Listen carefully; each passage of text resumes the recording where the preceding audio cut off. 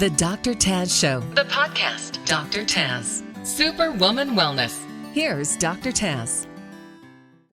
Welcome back, everyone. Welcome back to another episode of Superwoman Wellness, where we're determined to bring you back to your superpowered self.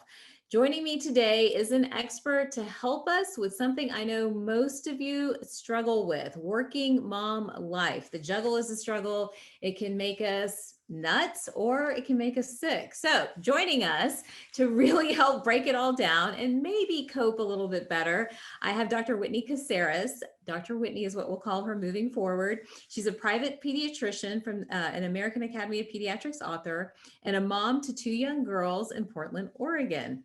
Her kids, she says, are her best teachers, but she also feels, like many of us do in medicine, that we were in school forever.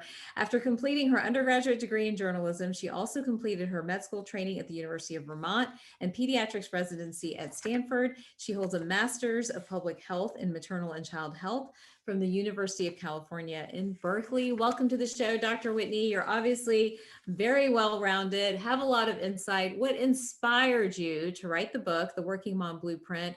Where did that come from? Yeah, thank you so much for having me. It's my pleasure to be here. You know, the book really came about as a survival guide for working moms out there. And it came from my own struggles that I had and the lessons that I learned. I think, like so many people, Brene Brown talks about this idea of your story becomes a survival guide for other people. That should be kind of how it goes. And for me, that's definitely how it went. My oldest daughter was a real challenge from the get-go. Before I had her, I was one of those people that thought, hey, I'm committed. I can fully lean in. I can do this. And in my life leading up to medical school and being a doctor, that was the case. And for sure, as a private practice pediatrician, I was the go for it girl, the one that people could count on. There's an extra email or extra patient that needs to be seen. No problem at all. Extra committee. And then I had my daughter. Yeah, exactly. And, so many of us, and that's really the message that was taught to us from the prior generation before us of doctors and also just of women in the workplace of, if you want to be part of things, you have to really, really play a guy's game. You have to lean in fully. And I think it worked for me before I had kids. And then I had my daughter. She was a full-on hot mess. I love her. She hears me say this about her when she was a baby. She was colicky. She didn't sleep for more than 45 minutes at a time. And then I thought it would get better and it didn't. She became a toddler. She had a lot of emotional dysregulation issues that now I know are due to a severe anxiety disorder and a lot of sensory processing issues. And I felt like I really needed to lean in to her too. My husband and I spent hours at the psychiatrist and developmental peds people and, psychologists and parent coaches. And at the same time, my work still needed me fully. And they didn't have an expectation that things would die off. And so I was like this yo-yo, just like going back and forth between those two worlds and really feeling like whenever I gave it my all at work, I was leaving something behind at home. And vice versa. And even more than that, I completely lost myself and was really miserable and stressed and conflicted and overwhelmed a lot. And so I remember there's this night, I was in the shower, like sobbing. We had a particularly rough moment with my kids, and my husband and I were fighting and all this. And I just decided there has to be a different way. And so over time, kind of a new framework developed. And then I started talking with other moms about their struggle, my struggle, and their struggles. And I really found I am not alone in this. Even if people don't have maybe quite as an extreme situation, their job's not quite the same as being a doctor, and they don't have the same kid as I do. We also have this commonality of feeling really conflicted a lot of the time. And so really started thinking about how can we go from more conflicted to much more centered. So this is such an important topic. And I actually put a label to it. I called it Superwoman Syndrome because I feel like so many of us, and it's for some of it's by it's choice. And for others, there's not a choice. Like they have to work outside the home. They have to fulfill all the responsibilities within the home. They have to be emotionally and physically present. And comes a point where it starts to truly make women sick. And I get to see that in the exam room all the time, where just the chronic stress the chronic anxiety, the sleeplessness, the feeling, even though it may not be true, but the feeling that you're not supported or not heard, all of those things lead to hormone disruption, inflammation, all this other stuff that we see over and over again.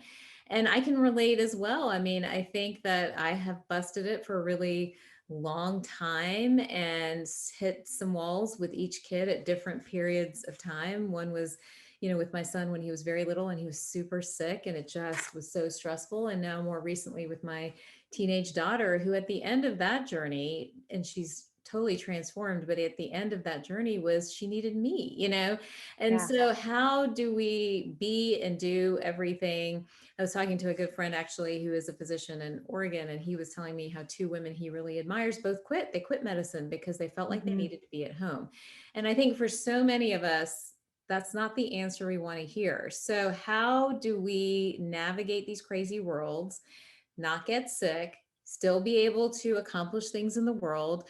I'm also someone, and I know I'm getting wordy and I really want you to talk, but I feel very passionately about this. I feel like all women need to work, because I've also come from an environment where when women didn't work and didn't have a voice or some financial power in their hand, they suffered far more than the stress that we experience by juggling it all. So how do we solve this? Like, what do we do? How do we solve this? What's the answer? So curious as to what you've come up with, because we could all use it. Yeah, absolutely. Well, I think first and foremost, you're right. It's like that stress, it does have to go somewhere. So it either comes from we get physically sick, or our body tells the story, or our kids end up with the brunt of that, because like Instapot, we just like build, all the stress has to go somewhere. They speak to us unkindly, as kids do, and we're like, off on them, or our partners, whatever. So that totally is true. You can't escape it by just pushing it down. Right. You have to come up with a solution. And so the strategy that I found 100% is not to quit work. I agree with you. Working is important. I love my work. And I say that unashamedly. And I know that, one, my kids get so much of a benefit from watching me work and have a contribution in the world. And two, I would be a horrible stay-at-home mom. Like, Lord love the people that are stay-at-home moms. That's what my husband says. My husband's like, you are not staying home. The last time we left you home, you were cleaning the moldings. You're not staying home. So. Exactly. So I think so many of us, like, we have so many gifts to give our kids and just give the world. So that's not the answer. In what I found from talking with other women and with experts, really the answer is distilling down and understanding what are the things that matter the most to you. What, in my world at Modern Mommy Doc, is part of your centered vision? What are the things that when you're 80 years old at your birthday party, people are cheersing you with champagne? Do you want them to say like, yeah, these were the things about this person. This is how she spent her time and her energy. And then figuring out a way to deal with all of the things that are outside of that centered vision, but that shouldn't be defining us. Because what I have found is that most women give equal time and energy and attention to the things that don't matter very much at all. Right. And to the things that matter a ton. Right. So it's kind of like this analogy, you maybe heard this, of like, there are some glass balls and there are some rubber balls. And if we're juggling all of the balls, some of the glass ones are going to follow. So we are going to fall. So we have to let the rubber balls fall, so that way we can just hold on pretty tightly to the glass balls or juggle those effectively. And the way I think about this is you have your centered vision. So the things that really matter to you, I have about 5, what I call center points in the middle of that: contribution to other women, and in my work at Modern Mommy Doc, my connection with my kids, financial freedom and financial ownership, like you said, agency financially, health and wellness. Those are all parts of my centered vision. And then there's pieces and parts around that vision that are kind of part of the square of life. And what I'm trying to do is push that centered vision as far as possible to the edges of the square of life, as opposed to having it do the opposite to me, where like, I don't have anything in the middle. Right. In the corners, are these pieces like the non-negotiables. There are pieces that only I can do. You're a physician, you know this, that there are some emails I have to be the one that writes. There are some notes that I need to have my hands on for patient notes, but I need to do those things, the non-negotiables, with the most efficiency and streamlining as possible. If I'm a single parent and I'm responsible for meal preparation, that would mean if I'm a working mom and I'm not like a home chef type of person, I don't really care about gourmet meals, that I'm buying like the chicken kebabs and some broccoli and a loaf of bread on a Tuesday night, right? I'm making that as streamlined as possible. In the lower right-hand corner, I think about the swappables. What are the things someone else could be doing for me? And sometimes people will say like, well, that's only for the rich and famous who could outsource to like a nanny or a house cleaner. Right. What I mean is, if you have a partner in your home, what could that person be doing for you? Yeah. How can you create some equity there? If you have kids who are old enough, what could your kids be doing to contribute, right? And then the contaminators, that's a big one for me in the lower left-hand corner, which are all the things that we do out of guilt or obligation, or because we want to look a certain way, or there's societal pressures, like joining the fifth committee at work when, it's like the social planning committee and that really doesn't serve you at all. Right. Or signing your kid up for the 8th extracurricular activity, right? That they don't need to be a part of. And then left upper corner are kind of the heartstrings, the things like mentoring maybe a physician who's lower than me on the totem pole, or going to visit like a great grandma who won't even know that I'm there, but it's important that I at least maintain some connection, and fitting those in to times that actually work for you in your schedule, or that work in a way that works for you. So that's kind of how I outline it. And then having you, the deepest parts of you, at the very, very center of your circle. And that's kind of the self-care, the self-awareness, that self-attunement, and self-compassion. I love that. So really, it's almost like a diagram that we draw out. Starts with a circle surrounded by a square, right? And then trying to navigate those corners constantly. What do you say to women who might answer back and say, I'm so foggy right now and I'm so lost in the stress, I don't even know anymore how to tap into what is the most important thing? What the glass balls are from the rubber balls? What would you say to those women who might be listening today? Yeah. So I would say this is not another to do on your list, because I get that. There have been times where life has been so fuzzy and I've been so overwhelmed emotionally, particularly at times with my kids, that all I can do is put one foot in front of the other and kind of like wait for the clouds to clear. So especially if you are a new mom and you have a newborn and you're super sleep deprived, like that's okay. All you need to do right now is just think about like eating and sleeping and like the very, very basics, right? But at some point, we do have to understand that there are certain foundational things that if we do them for ourselves, they actually make the rest of all of this easier. It's kind of like as a physician, when we say, someone will come to my office and say, I'm so stressed out and I have headaches every single day and I get stomach aches every single day and I'm really anxious. And then you say, well, what's your sleep like? And they say, I sleep 1 hour a day. And you would say, well, clearly sleep is the first thing you have to do. And they might say, well, I have no time to sleep. And you would say, well, until you kind of get the sleep together, the rest of it will continue, because it's kind of a chicken and egg situation that's happening.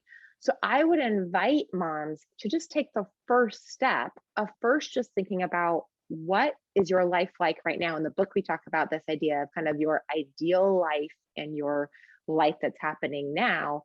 And at least just doing a comparison, so you kind of get an audit and have awareness around where you are now and where you want to be.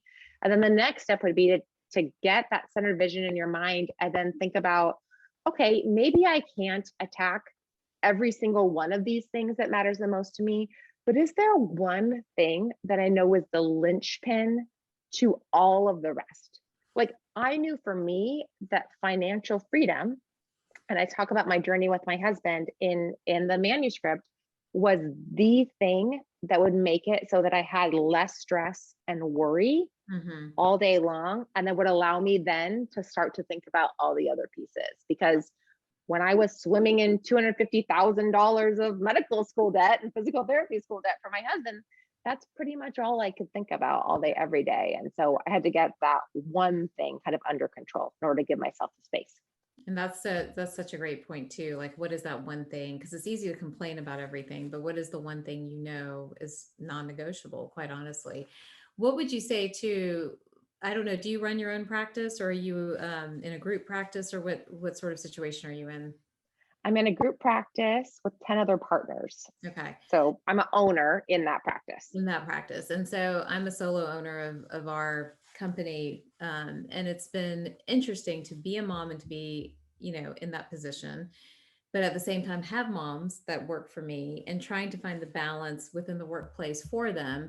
And I've seen two really interesting reactions. I've seen, the collegiality, the trying to figure it out. And I've also seen a little bit of anger sometimes, quite honestly, as an employer, of, well, why can't you make this work for me? That type of thing. So whether it's, wanting to get out at a particular time, wanting to come in at a particular time, what the schedule should look like, what the business needs and the patient demands are, like trying to marry all these different things together.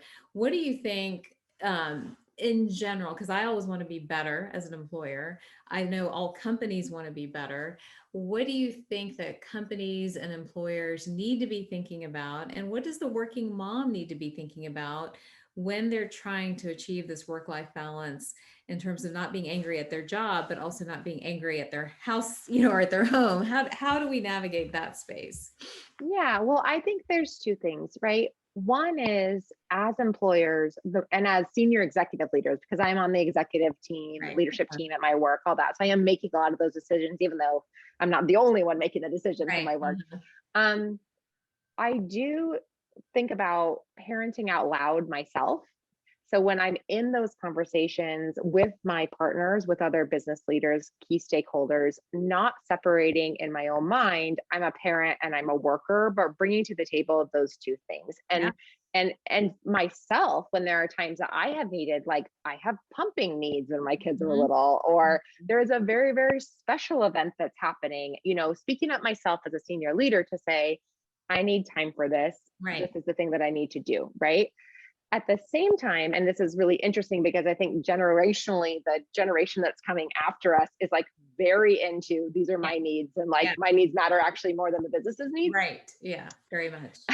I also, for the people that work for me and me as an employee, I understand when I sign up to work at my position, there are trade offs and benefits. As part of my private practice, I have a little bit more flexibility so I can arrange my schedule. Mhm. The employees that work for me, they have a lot of really good perks that we give them, like their 401k, and we give them time to contribute and give community service at their kids' schools. They can use actually like, working hours to be able to do that. But there are some things that we can't offer because we are a small private Yeah. practice and Yeah. we don't have the flexibility to have you leave whenever you want to, Right. Right. to Yeah. wherever you want to. So I always I'm trying to marry those two things. And I actually think that is a really important piece of this entire discussion for working moms is Mhm. yes, there are things that larger organizations can do and should do policy wise to be supportive for parental leave, Mhm. for making sure that we have equity in terms of hours, in terms of making sure that there's a culture that's welcoming to Right. parents and Right. understands their humanity, Right. right? Right. But there's also a choice that you make as an individual person as to if this employment situation is going to fit your needs. Mhm. And if it doesn't, then I do have really a philosophy with our employees of like, love you, but if this doesn't work for you, that's okay. Yeah. That means that we're just not a great fit, Yeah. Yeah. And so I can't make it so that my patients don't have the care they need, Right. or we don't have the support that we need as providers, Right. so that we can't complete the mission of our practice, which is to provide like the best care That's it. possible to our patients. Yeah. Yeah, it's been an interesting one because I try to bring both heads into that game too. And I'm always like, I wish we had on-site daycare. They could run downstairs and see their kids for 10 minutes and come back up, but we're not, we're already busting out of the space we're in. There's like nowhere to put that. We're not some massive hospital or hospital group or something like that that can have that. So it's always like, what can we do? How do we make this mom working condition easier? Is there anything that a working mom could advocate for, which is within reason and without disrupting, the mechanics of a business or an operation? Yeah, I think definitely what we've seen with COVID is a lot more flexibility for clerical jobs. So Mm. for jobs where a mom doesn't need to be in the office, I think that, of course, we all need accountability measures that keep us on task for our work. But I think the vast majority of workers, if we allow them to prove it to us, if they don't need to physically be in the office, that might actually save a company or corporation money by not having them have to be in that physical space Yeah. and might make it easier for that working mom. I think it's also totally fair to be asking for accommodations that you need while providing solutions that you're thinking about for the employer. So, Yeah. if I say to my provider, or to my employer, which I've had to say, I need to be able to take my kids to school in the morning. That's something that my kiddo really needs in this season, not forever, but for Yeah. this moment during Yeah. COVID, that's important. Then I have said, and so I will flex my schedule at the end of the day on a Here few we go. days. Yep. Hmm. I will take a shorter lunch so that way I can accommodate that need that I have in the morning to start a little bit later. So I think it needs to be in your mind as you're approaching your employer about a give and a take. Yeah. What will be a solution that will actually Work. not will not hurt the corporation? What's a Right. business case you can make for them for why your personal decision will be okay? I love that. I think thinking in that mindset helps you both as a mom and also helps the employer as they're navigating those conversations for sure. So I think that's super helpful.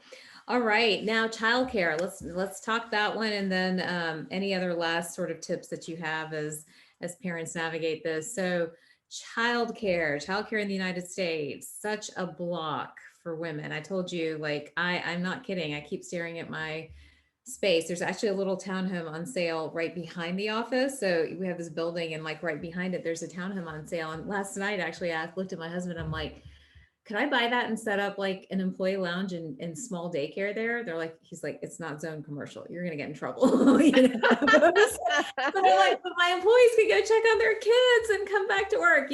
What do we do Yeah. about childcare? Yeah. Well, I think that childcare is such a big one because emotionally for working moms, when you know that your child is being cared for by people who are loving, who want to encourage your child to reach their full potential, who are responsible, who you can trust, that makes such a difference in your ability then to focus on Yeah. your work. Yeah. I have had a number of childcare situations, and I have found that trustworthiness of the person watching my kids is the defining factor of if the childcare issues end up causing a disruption in terms of my workday. Yeah. So that is like first and foremost when you're going to look for places, you're not looking for places that are, designed with really cute decor. Yeah. Like, who cares about that? You want like safety and trustworthiness of the person that you're working with. I would say for those who don't have kids yet and are kind of figuring out childcare with a newborn, my number one tip is to start as early as possible. I'm not a huge fear mongering type of person. I don't want to drive fear into people's hearts. But in terms of childcare, the wait lists are crazy, especially with COVID. And so if you have a nanny type of situation you're looking for, people who are professional and really take this seriously, they plan out their working lives just like we do. So 6 months ahead, they're kind of looking for who their next family is going to be. So that's one thing. And then for, of course, the daycare centers do want to make sure that you are signing up early in order to get a spot. The other thing is, I think, really evaluating for your individual situation, what are the pros and cons that matter the most in a childcare situation? So for me, flexibility with scheduling, me not having to pick someone up at 5:02 or else I'm charged $15 a minute, Right. that matters a lot, right? For some people, that doesn't matter at all.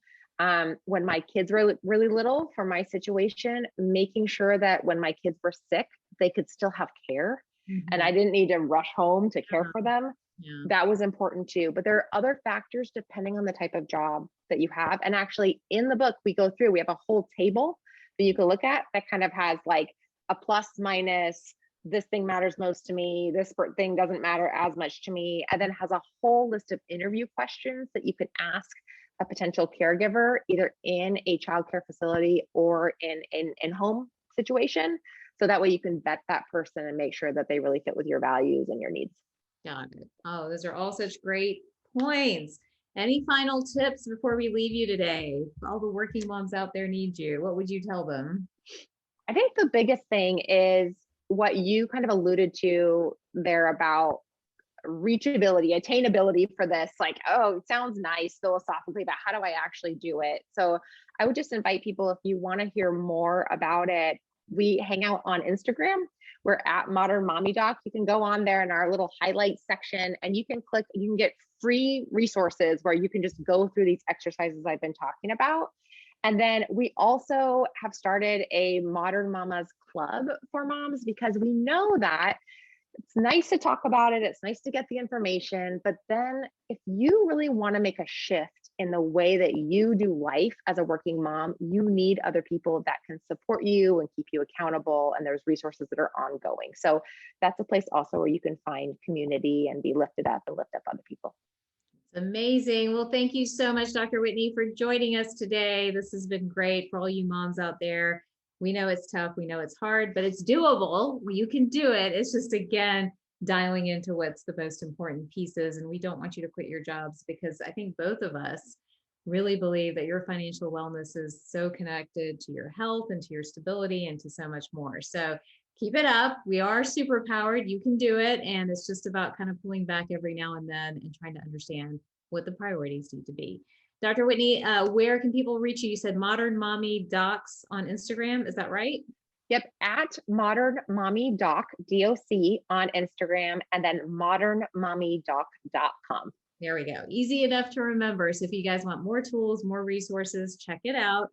Make sure you look at all the different things that are on there and maybe even join the club. Support always helps us navigate any of these situations.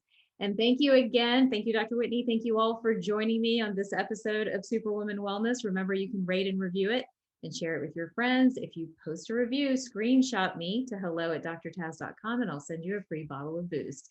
I will see you guys next time.